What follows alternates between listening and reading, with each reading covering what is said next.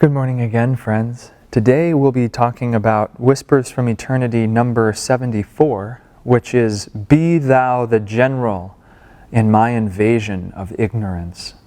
And this is a dear Whispers to me because I used it for many months when I was going through a period of some intensity in my life. Like I promised in the previous ones, I recognized that there seems to be a pattern in some of the ones that I've done before, which is that there's a bit of intensity and purification to be had.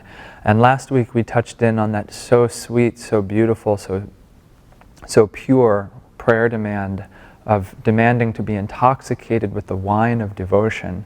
And this week we're swinging a little bit to the other side of the spectrum and demanding that God be thou the general in my invasion of ignorance. But it's sweet nonetheless, and it carries with it all the devotional ardor of any of the poems, really. And so let's try and tune into this not just from a perspective of fiery will, which sometimes I can lead a little too strongly with, but with the openness of the heart. And let's really try and feel this in our hearts together. So I'll read it first. Let's begin just by closing our eyes and centering our consciousness in the heart, and feel that you're directing the lotus of your heart's awareness upwards towards the spiritual eye in self-offering, in devotional yearning, which is in fact all these prayers are just an expression of that yearning. I bled, spreading thy name, and for thy name's sake I will ever bleed. With bloody limbs, broken body, wounded features, and bearing the thorn crown of derision, yet like a mighty warrior will I fight undismayed, even there where the skirmish is thickest. With the sword of calmness, I will stand firm against the hands of persecution. My disciplined armies of true aspiration, blowing trumpets in thy name, now march in triumph to seize the dark kingdom of God-denying souls.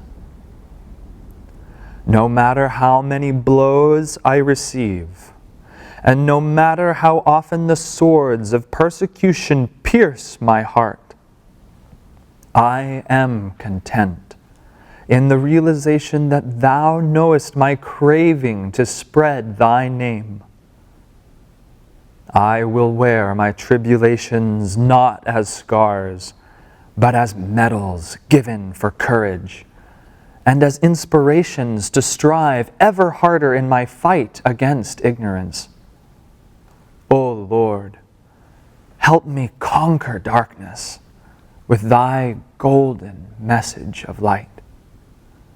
Be thou ever the general in my invasion of the continent of ignorance. Isn't that beautiful?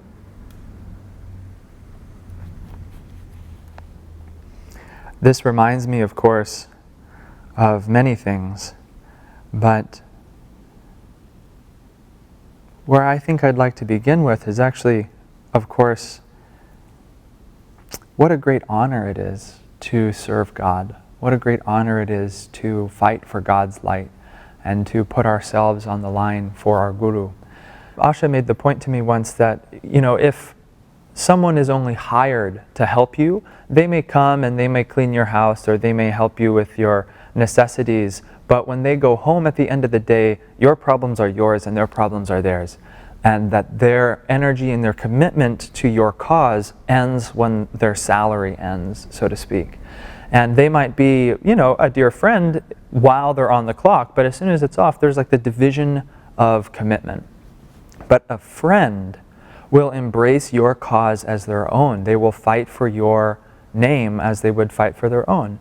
And, this is beautifully expressed, for example, in Shakespeare's Henry V, in that famous St. Crispin's Day speech, where on the eve of a great battle, the King of England is rallying his armies, and he says to them, Any one of you who sheds his blood with me today shall be my brother. And in that commitment, that mutual shared commitment to an ideal or to a shared aspiration, there becomes brotherhood in committing ourselves to a singular cause. And then later on in that speech of Henry V, he says that later on in the years after we have won this fight, in years and years, from now, you will all raise your sleeves with pride and you will say, "These wounds I bore on St. Crispian's Day."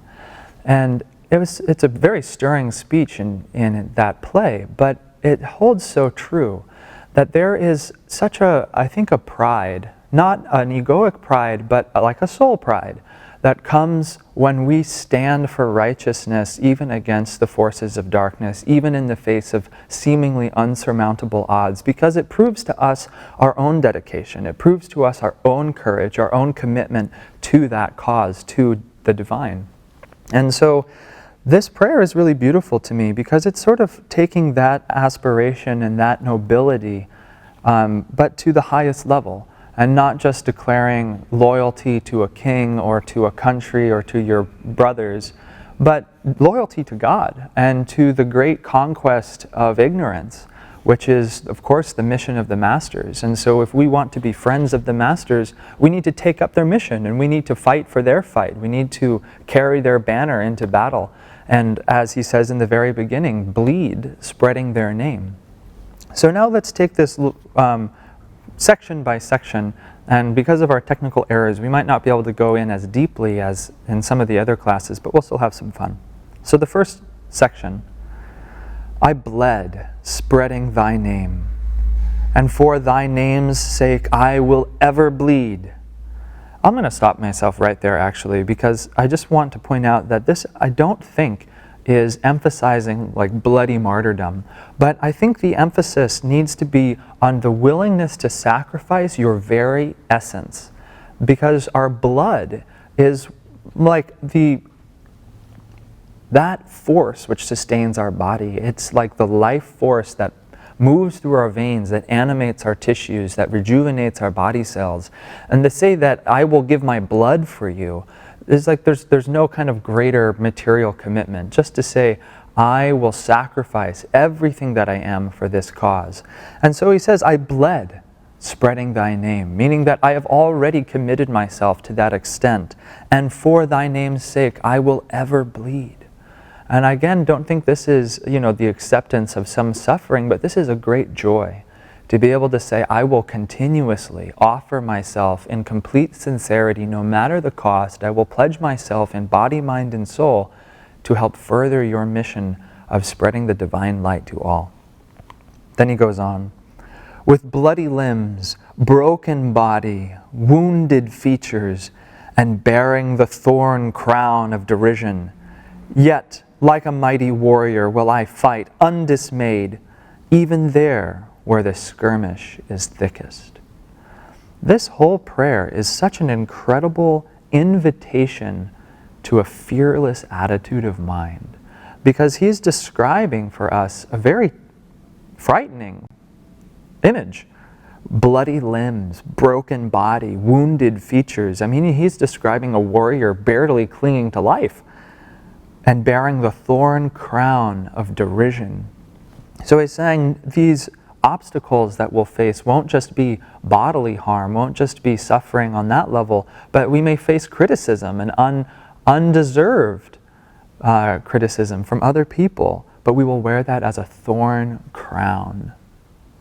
And then yet even still, like a mighty warrior, will fight undismayed, even there where that skirmish is thickest. I would meditate on these lines when I was really in the thick skirmish of my own life. And I would try to raise my energy to accepting that that's really the commitment of my heart. Because, on paper, it's easy to say, oh Lord, I want only you, I'll give anything to you. But then when push comes to shove, how far are we ready to go? How much are we willing to sacrifice in the name of our Guru or in the name of God? And so this description is a beautiful invitation to remember that our willingness to serve God is infinite, And that actually the more we commit to serving Him, the more joy we'll feel. With the sword of calmness, I will stand firm against the hands of persecution. Now this is interesting to me. This is actually the second prayer demand that I'm aware of that he connects calmness with swords, which I think is just very interesting, and it's something that I should continue to meditate on. But when he says, with the sword of calmness I will stand firm against the hands of persecution, I think because when we lose our sense of calmness, when persecution comes, we begin to develop self-pity. We think, why me? I don't deserve this. What have I ever done? But when we can remain calm, then we can remain in the fight, so to speak, and we can remain undismayed when those persecutions come to us. And so when you pray with this demand, try and bring yourself into a state of calmness, and then use that divine calmness like a sword to sever your misunderstandings and to stand firm in your resolution to continue in giving to the Lord instead of demanding that you be taken care of. Though, of course, there's nothing wrong with being taken care of from Divine Mother. My disciplined armies of true aspiration, blowing trumpets in thy name, now march in triumph to seize the dark kingdom of God-denying souls. Something that is really beneficial and worthwhile doing, which this sentence inspires me to think about, is to really introspect and to go inside and find for yourself who those warriors of light are within you. In the Mahabharata, there are two armies which represent the forces of light, the forces drawing us back to our home in God, and there are forces of darkness, those tendencies within us that are drawing our consciousness back into materialism and into ego. And they come together in a great and mighty clash. But within each of us, there are heroes. And within each of us, there are villains. And it's like that story of the Native American father who tells his son, within each of you there is a wolf, or there's two wolves, one a wolf of light and of beauty and of harmony and kindness, and the other is selfishness and greed and anger, and they are constantly at war. And the boy says, well, Father, which one will win? And he says, the wolf which you feed. And so by introspection, by recognizing within yourself which of these warrior tendencies are actually your heroes, is very beneficial. And then recognizing them as such and cultivating them, calling upon them like a good general would when a task is necessary that one of them would be particularly well suited for, call on them to come in and help you. Just the other day, I found myself coming face to face with a very small bad habit, and I had an opportunity to overcome it. And I consciously tried to conjure all the power of my will in a focused moment to destroy that bad habit. And the reason I emphasize this is because I have grown to realize that willpower is one of my great heroes in my divine army, and that when I can marshal him and focus him, he can do great things for me. And so in that moment, when I came face to face with a negative habit which was not serving me, I called upon my divine hero, willpower, to come and do battle. And I don't know if I've necessarily overcome that habit, but I've taken a step in the right direction.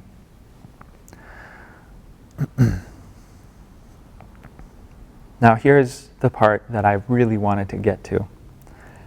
No matter how many blows I receive, and no matter how often the swords of persecution pierce my heart, I am content in the realization that Thou knowest my craving to spread Thy name. Wow, that is worth holding dear to your heart and meditating with, no matter how many blows I receive, and no matter how often the swords of persecution pierce my heart. I am content in the realization that thou knowest my craving to spread thy name. I almost don't even know where to begin. I feel like this speaks so loudly for itself. But all I'll emphasize is this needs to become a sincere understanding, a sincere experience of these words, not just a platitude. That we can't just tell our minds, oh, no matter how hard I get pummeled or how many times my heart is pierced by persecution and disappointment, I'm content, I'm content, I'm content. We have to experience that. But isn't that an incredible promise of potential? I am content in the realization that thou knowest my craving to spread thy name.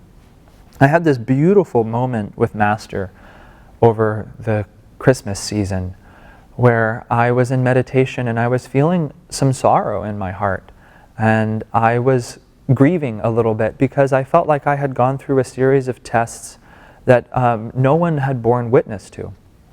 And the little ego in me was sad about that because I felt like I had fought courageously and I had put out a tremendous amount of energy and effort, but no one would ever know but me.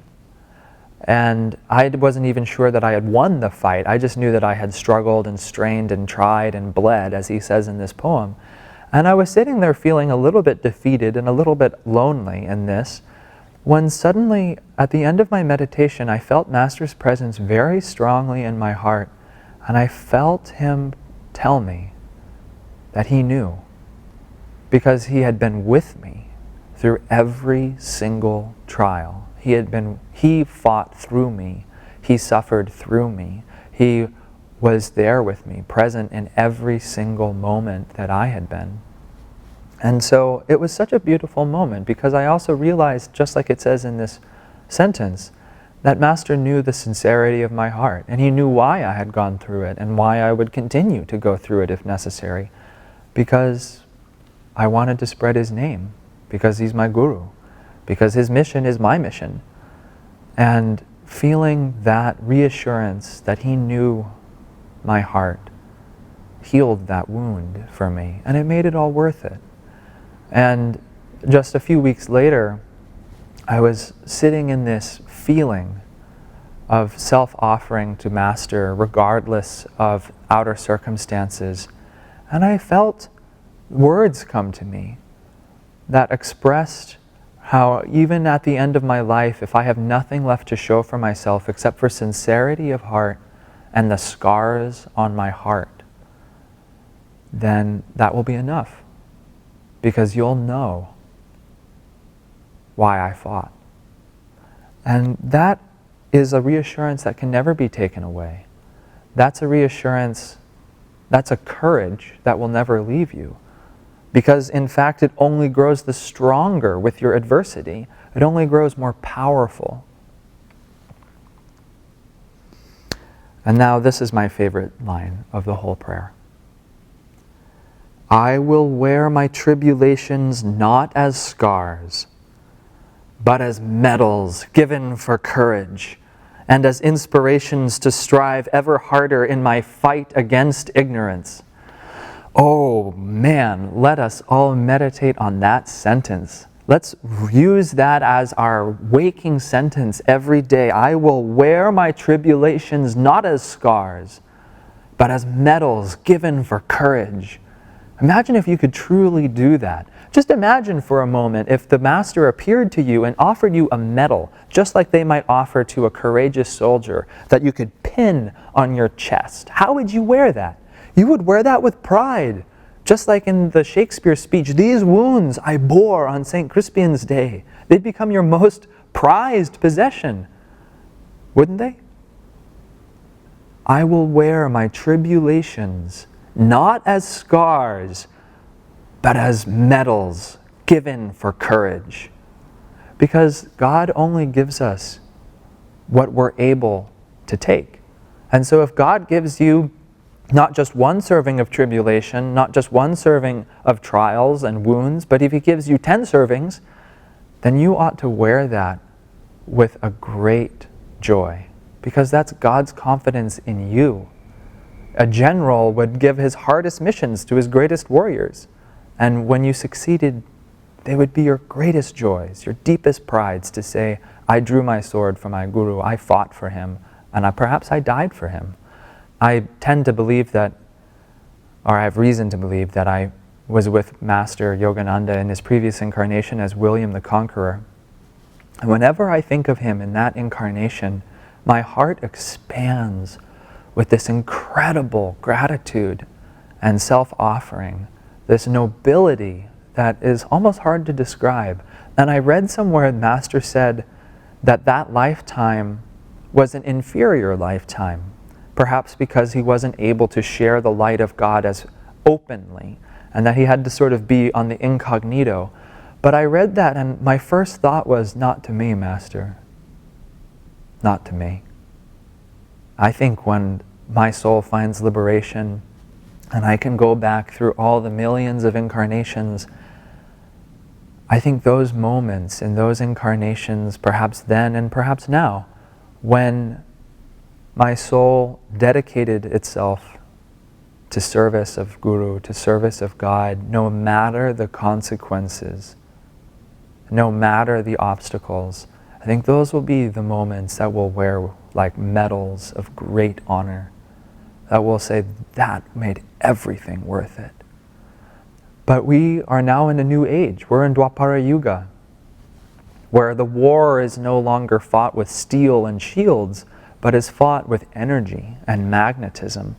And so, friends, let's join together in the great army of our Guru, of this lineage of self-realized masters, to conquer this new age of Dwapara Yuga on behalf of God, Christ, and the Masters, bringing in this new wave of light. O Lord, help me conquer darkness with thy golden message of light. Be thou ever the general in my invasion of the continent of ignorance. God bless you, friends. Have a blessed week.